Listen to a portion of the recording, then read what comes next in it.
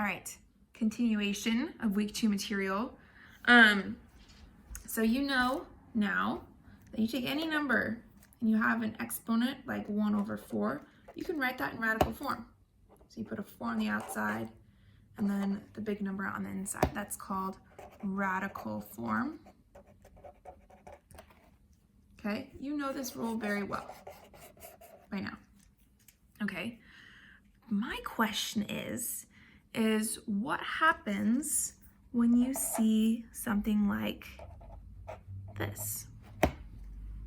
When it's not just a 1 on top, but there's a 3 on top instead of just a 1. What does that mean? Okay, so we're gonna put our rule sheet to the side here, and we're gonna explore what the heck does this mean? Okay, now, you've done really well with stuff like this, 16 to the 1/4. Okay, you could probably do that in your head right now. It's one thing multiplied to itself 4 times, this is the 4 part, to equal 16. Now, that would be 2, because 2 times 2 is 4, times 2 is 8, times 2 is 16. So this is 2, okay? But what would it mean if it says 16 to the 3/4? Okay, so let's go back. What possibly could this 1 represent? The 4, we understand it's the number multiplied to itself 4 times. But the 1 is saying, out of these 4 2's, I want just one of them. So the 1 is just one of the 2's. So that's what we put it there. We just want one of the 2's. So if we have a 3 up here, we do the same process. We try to figure out what number multiplied to itself 4 times equals 16. And we know that's 2. But instead of one of those numbers, it's asking for 3 of them. So we have to go over here and we want all 3 of them. Okay, so 2 times 2 times 2 is 8. So the answer to this question is 8. Because we took 3 of the 2's, multiplied them together, and we got 8. Do another example. Okay, similar problem to in your worksheet 125 to the 1/3. You're awesome at this. Try to find one number multiplied to itself 3 times, so we get the 3 from, to get equal 125. That is 5. Okay, that 1 says, I just want one of those 5's. So then my answer is 5. 125 to the, let's say, 2/3. Similar process, okay?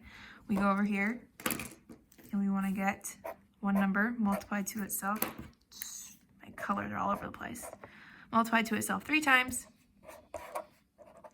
to get 125. We know that's 5. Okay, but instead of getting one of those 5's, it's telling us to get 2. 2 of the 5. So 5 times 5 is 10.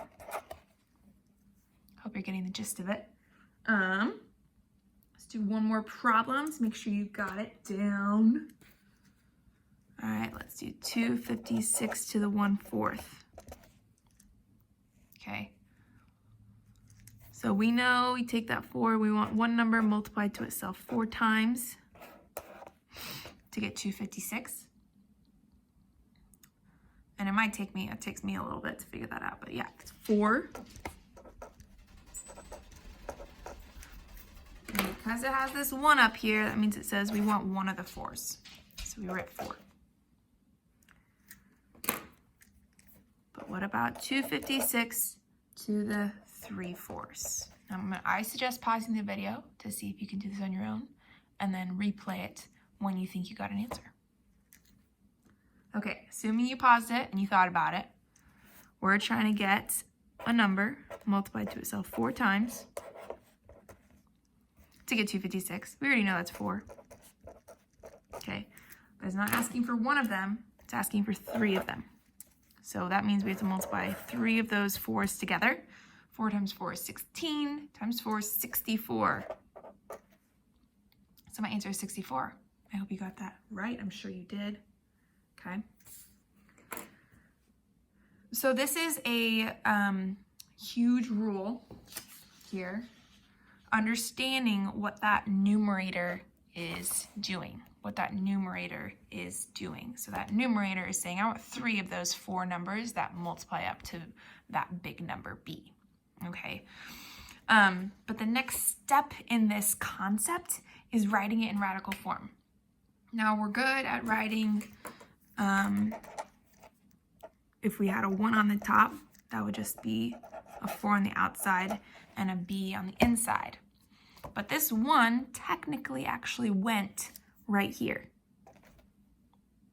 Okay, so whenever there's a numerator, we have to write it right inside as an exponent. Okay, so b to the 3/4, we would put that 4 on the outside, and we would do b to the 3rd power. Okay, that's how you write these in radical form. Now you can also write it with a parenthesis, and the exponent is actually the outermost thing. You can also write it like that. You're not going to see it as often in these worksheets, I don't think, but I just wanted to give that to you because these are technically both correct.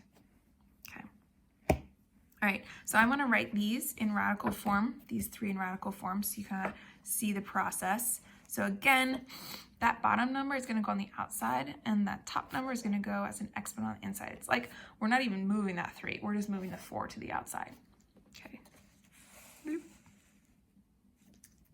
Okay. So 16 3/4, we're writing in radical form. I'll put it in blue because we're kind of doing it separately. That whining is my dog. She's looking out the window and wishing for brighter days. Okay, so 16 3/4, we're writing in radical form here. So 16 to the 3/4, I'm going to put that 4 on the outside and the 16 on the inside with the 3 on top.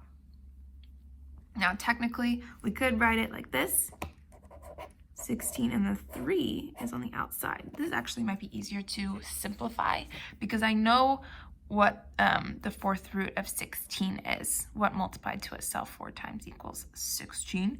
That would actually be 2. And I could put 3 on the outside. I just want 3 of those. So 2 times 2 times 2, that's 8. So this form actually helps a little bit to simplify, but I think you're going to see this more often in your worksheets. So I just wanted to show that whole process with you. Okay, let's try another problem. The 125 to the 2/3. Okay, we're going to write that in radical form. If you want to pause the video and do it on your own, you can. Okay, so that bottom number, that denominator, is going to go on the outside. 125 goes on the inside, and you put a 2 as the exponent. But we can write it with the 125 here, and then the 2 way outside. This helps a little bit for us to evaluate. So the cube root of 125, what multiplied to itself 3 times equals 125. That's 3, or 5. Whoop. So 5 is the cube root of 125, and then we want 2 of them. That gets us 25. Oh my goodness, I just realized I made a mistake up here. 5 times 5 is not 10. No, it is not. It is 25. Ah, I knew I'd make that mistake. It's innocent, does make mistakes. Okay. So that is putting in radical form. The denominator goes on the outside and the numerator goes on the inside as the exponent, or you can write it on the outside as an exponent. Okay, so I'm going to put that on a rule sheet. Okay, first rule we know is that when we have a 1/4, we can just put that 4 on the outside and be done. But if we have a number on the top, we need to deal with that number. So again, the denominator goes on the outside. The b goes on the inside with the 3 as the exponent, or you can write it the 3 on the outside. Okay, so this is another rule that we're going to hold on to as we do this week 2 assignment.